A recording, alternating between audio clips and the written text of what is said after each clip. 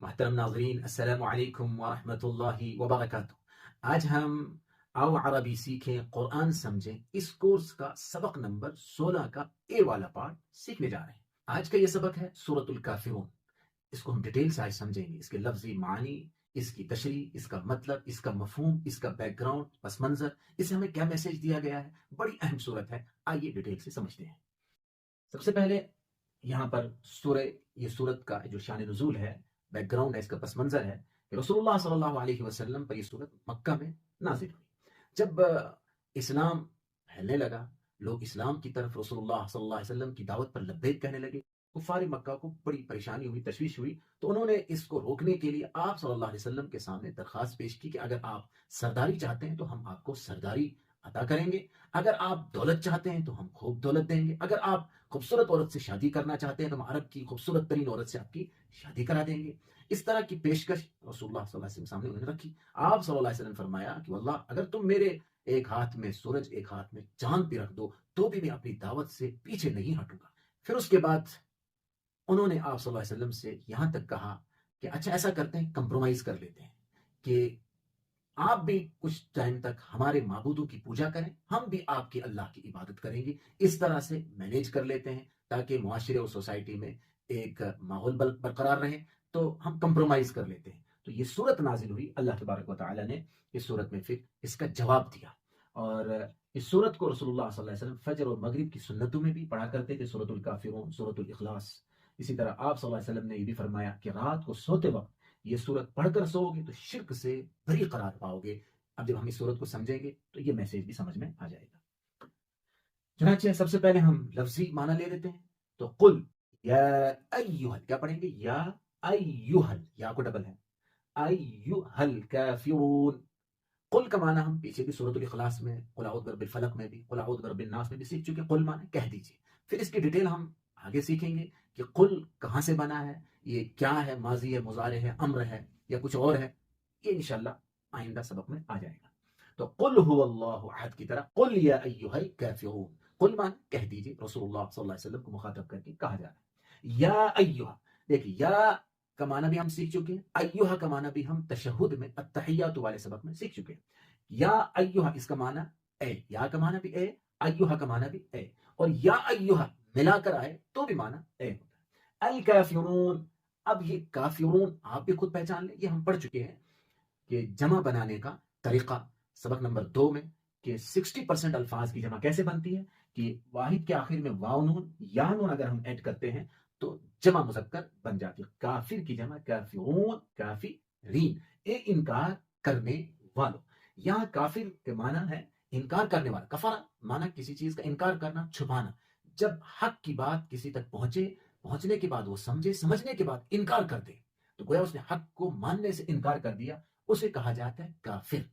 عام لوگوں کو قرآن نے ایھا الناس کہہ کر کے خطاب کیا ہے۔ یہاں پر خاص قسم کے جو جن تک رسول اللہ صلی اللہ علیہ وسلم نے ہر طرح سے انہیں دعوت دینے کی کوشش کی، اور پھر آخرکار وہ خود ہی رسول اللہ صلی اللہ علیہ وسلم سے کہنے لگے کہ آپ ہی ہمارے معبودان باطلہ کی پرستش کریں، پوجا کریں، وہ خود اپنے مذہب کی دعوت دینے لگے۔ تو پھر اللہ تعالیٰ کی طرف سے یہ اعلان کیا گیا کہ آپ ان سے کہہ دیجئے، اور یہ ہر زمانے والے کے لوگوں کے لیے، کفار مکہ کے ذریعے سے قیامت تک آنے والے انسانوں کے لیے خطاب ہے کہ جو بھی حق کا انکار کرے اور پھر کمپرومائز کرنے کو کہے توحید کے معاملے میں، اللہ کی وحدانیت کے مقابلے میں، تو اللہ تعالیٰ نے فرمایا اس بارے میں کمپرومائز نہیں ہو سکتا۔ چنانچہ آگے جملہ کہلوایا گیا، لا اعبد ما تعبدون، لا اعبد، دیکھیے اعبد پہچان لیا، یہ کون سا فعل ہے؟ فعل مضارع۔ کیسے پتہ چلا فعل مضارع ہے؟ شروع میں آ گیا، اور عبد یعبد سے بنا ہے، عبد یعبد، یہ بتائیں کس باب سے آئے گا؟ پیچھے ہم ڈیٹیل سے ساری چیزیں سیکھ چکے ہیں۔ عبد یعبد یہ آئے گا باب نصر ینصر سے آئے گا، ہم سیکھ چکے ہیں نصر ینصر، عین کلمہ یہاں زبر یہاں پیش، تو عبد یعبد، عبد یعبد، نصر ینصر کی وزن پر ہے، اسی سے بنا یعبد یعبدون، تعبد تعبدون، اور اعبد میں عبادت کرتا ہوں یا کروں گا، فیمیل کے لیے بھی آتا ہے کرتی ہوں یا کروں گی۔ تو لا اعبد میں عبادت نہیں کرتا ہوں، پیغمبر کے ذریعے سے کہلوایا گیا کہ آپ ان سے کہہ دیجئے لا اعبد میں نہیں پوجا کروں گا، میں پرستش نہیں کروں گا، میں عبادت نہیں کروں گا۔ ماں، ماں وہ جو ماں کے معنی آپ سیکھ چکے ہیں۔ ماں کا ایک معنی ہے کیا، جیسے ماں اسم کا، آپ کا نام کیا ہے۔ ماں کتاب کا، آپ کی کتاب کیا ہے، یہ ہم پیچھے سیکھ چکے ہیں۔ اسی طرح ماں کا ایک معنی ہے نہیں، جیسے ہم نے سیکھا ماں نصر، اس نے مدد نہیں کی۔ اسی طرح سے ماں سینٹنس، دو سینٹنس کو جوڑنے کے لیے بھی ماں آتا ہے بیچ میں، معنی وہ جو، تو وہ جو یعنی جس کی، تعبدون تم سب عبادت کرتے ہو، تعبدون یہ بھی فعل مضارع ہے، تعبدون آپ سب عبادت کرتے ہیں، تو جس کی تم پوجا کرتے ہو، جس کی تم عبادت کرتے ہو، چونکہ وہ شرک ہے تو میں شرک نہیں کر سکتا۔ اس کائنات کو بنانے والا صرف تنہا اللہ کی ذات ہے، اس کے ساتھ میں کسی اور کو کریڈٹ کیوں دوں، کسی اور کو خدا کیوں بناؤں، اس کے ساتھ کسی اور کو شریک کیوں ٹھہراؤں، اس کے کاموں میں، اس کی صفات میں، ذات میں، کسی چیز میں بھی۔ عبادت کے معنی ہے محبت اور عقیدت کے ساتھ کسی کی عبادت کرنا، اطاعت و فرمانبرداری اس میں شامل ہے، اس میں کسی کی غلامی شامل ہے، اور یہ تینوں معنوں میں صرف اللہ کی عبادت ہو سکتی ہے۔ پھر اسی طریقے سے عقیدے کے معاملے میں کوئی کمپرومائز نہیں ہوگا، کہ اللہ کی ذات کے مقابلے میں کسی اور کو بھی خدا ماننا، اس میں بھی اجازت نہیں ہے۔ سورۃ الاخلاص میں ہم نے پڑھا کہ اللہ کی کوئی اولاد نہیں، اس کا کوئی باپ نہیں، اس کی کوئی فیملی نہیں، وہ ان ساری کمزوریوں سے پاک ہے۔ تو کمزوری کی پہچان ہے، اللہ ان ساری کمزوریوں سے پاک ہے۔ اللہ کی صفات کسی اور میں ماننا، جس طرح اللہ کی صفت ہے ایسی کسی اور میں یہ صفات ماننا، اور اس میں اللہ کا شریک ماننا، کہ اللہ یہ کام کرتا ہے، اللہ اولاد دیتا ہے، فلاں بھی اولاد دیتا ہے، اللہ بارش برساتا ہے تو فلاں بھی بارش برساتا ہے، تو اس طرح اللہ زندگی دیتا ہے، موت دیتا ہے۔ تو ان صفات میں بھی کسی اور کو مختار ماننا، یعنی اختیار دینا کسی کو، اور یہ سمجھنا کہ وہ بھی اللہ کی ذات میں، صفات میں شریک ہے، حقوق میں شریک ہے، کہ اللہ کا حق ہم پر یہ ہے کہ ہم اللہ کے علاوہ کسی کی عبادت نہ کریں، کسی اور کو خدا نہ مانیں، اس کی ذات و صفات میں کسی کو شریک نہ ٹھہرائیں، سجدہ صرف اللہ کی ذات کو ہوگا۔ تو چنانچہ ان ساری چیزوں میں، ان اختیارات میں، حقوق میں، صفات میں، ذات میں کہا گیا لا اعبدو، میں کسی کو نہیں مانتا ہوں سوائے اللہ کے۔ تو ما تعبدون جس کی تم عبادت کرتے ہو، ان میں کوئی کمپرومائز نہیں ہوگا، واضح طور پر اعلان کر دیا گیا۔ پھر اس کے بعد کہا گیا ولا انتم عابدون، پہلے اپنے بارے میں نفی کر دی کہ میں نہیں عبادت کرنے والا، پھر سامنے والوں کے بارے میں کہا گیا کہ تم بھی عبادت نہیں کرنے والے ہو، ما اعبد جس کی میں عبادت کرتا ہوں، یعنی تم جو سمجھ رہے ہو کہ ہم بھی اللہ کی عبادت کر رہے ہیں، حقیقت میں یہ عبادت نہیں ہے، یہ غلط فہمی میں نہیں رہنا کہ تم اللہ کی عبادت کرنے والے ہو، کیونکہ شرک کے ساتھ اللہ کی عبادت تو قبول ہے ہی نہیں، اور دین میں پھر زبردستی نہیں ہے۔ لیکن سارے کے سارے مذاہب ایک ہیں، یہ تصور بھی غلط ہے۔ عبادت میں شرک کی ملاوٹ ہو تو اللہ کے یہاں یہ بالکل قبول نہیں ہے۔ ان اللہ لا یغفر ان یشرک بہ، اللہ تمام خطائیں گناہ معاف کر سکتا ہے، شرک کو معاف نہیں کر سکتا، کیونکہ شرک اللہ کی زمین میں رہ کر کے اللہ سے بغاوت ہے۔ کسی ملک کے خلاف کوئی باغی بن جائے، کوئی بغاوت کر لے، اس کے خلاف کوئی سازش کرے، پروپیگنڈا کرے، اور کسی اور کا ساتھ دے، تو انسان، وہ ملک والے کبھی پسند نہیں کرتے، اسے پھانسی کی سزا ہے، اس کو سخت سزائیں دیتے ہیں، اور اس کو جہاں ملے شوٹ کر دیتے ہیں۔ تو اللہ تعالیٰ کی زمین میں رہ کر اللہ کے علاوہ کسی اور کی عبادت نہیں ہو سکتی۔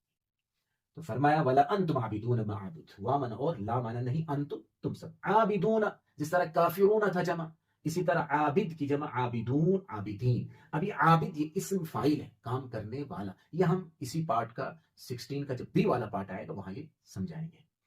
تو تم سب، انتم جمع ہے اس لیے عابدون بھی جمع آیا۔